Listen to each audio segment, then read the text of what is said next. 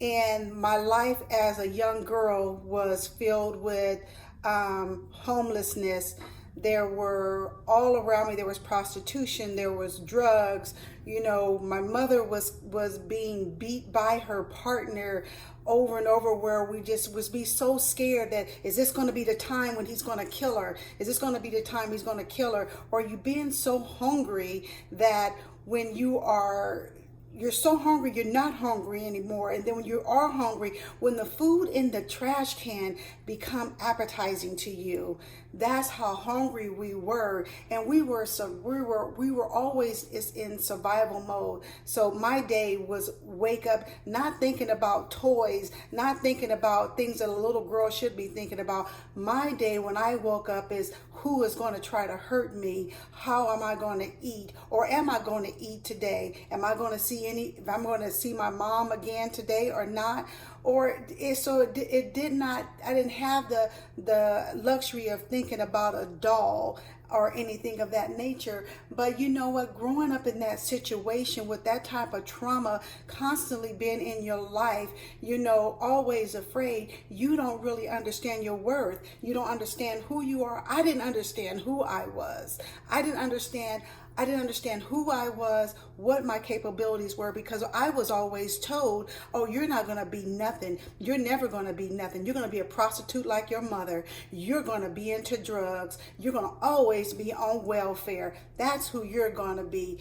And so as a little girl, that's what you begin to believe. And all you want is someone to love you. I remember sitting in a school, been in a school, and I used to fake like my stomach hurt just so someone would just act like they cared, just to act like they cared. And then the other extreme of that, I would just get so angry and fight, because I didn't even know at that moment why I was so angry. But as an adult, I understand why. But it was just being in that situation, being in that time, in that frame, that it just took a toll on my little mind. And so as time progressed, you know, I was going to school. Well, yes, you want to call it, I was hitting and missing, because going to school was not made a priority. When I was young, I could have went. I didn't have clothes to go. I didn't have shoes to go. So it wasn't a priority to me. And so when I got into high school, I just kind of went, because you went to school to eat. You didn't go to school to learn. You went to school to eat. And so when I got into school, and again, not understanding my self-worth, looking for love in any place that I can get it. You like me, or I like you back. Well, you know what? That led to me getting pregnant in high school. I got pregnant at 15 in high school. And it was at that moment. I remember hearing those words, that you were pregnant. And I remember thinking, oh no, I'm going to bring this child into this hellhole. I'm going to make this person suffer like I suffer. And it was at that moment in time that I decided I will never let this baby feel the hurt and feel unloved. I would never let this baby feel the pain of being hungry. I will never let this baby not feeling like it's nothing, like it doesn't mean anything to anyone. I will never allow this baby. So it was at that time I began to say, okay, I'm going to school. I'm going to take this school thing serious, because from what I'm looking at, I used to watch people, how they used to do stuff. And so I was like, okay, I'm going to go ahead and go to school. And so I did. I said, I want something different. I made a choice. I want something different. And so again, I went to school, and I remember the people that was in my circle at that time used to just try to tell me, you need to just stop going to school. That baby has a cold, because I should catch the city bus to school every day with this little baby, you know, and going to school. And so he would have a cold and he would cough. I didn't know how to nurture a baby. No one nurtured me. All I know is I was going to school with this baby, because we had to have a different life. We had to have a different life. And so I took this baby, and we used to go to school every day. And you know, all through high school, not one time did a counselor come to me and say, you know, have you thought about this, that, or not?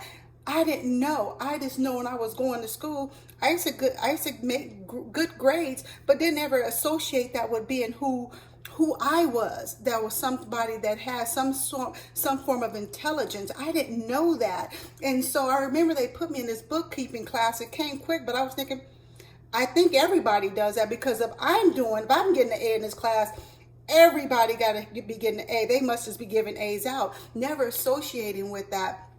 And so, I remember there was a lady named Miss Mitchell that was in my had a daycare at the school, because so many girls were getting pregnant, and she asked me, "Are you going to go on to college?" I was like, "Well, I guess." And so I did, and I remember it was at that time I took an entrance exam at that time to get into the community college and where I stay. And so when I took that exam, it tested me out of math. I was like, really? I didn't even know anything about math. The only thing I knew, you go to school and they say math. I did not pay attention to anything. So I said, you know what? I'll go ahead and take this trigonometry. I've never heard of trigonometry. I'll just do it just because. And so I did it. Every test I got 100%. And my professor in his community college, I guess he's seen that. I'm still thinking if I'm getting 100%, everybody's getting 100% because I am dumb. And so he came to me, he asked would I be a tutor. But you know what? When he said those words to me, that had been a point where I could have been steady in a place of being proud. I thought he was messing with me. I thought he was pulling my leg. I thought he was trying to be a smarty pants to me, because after all, why are you asking me to be a tutor when I'm dumb? Not understanding.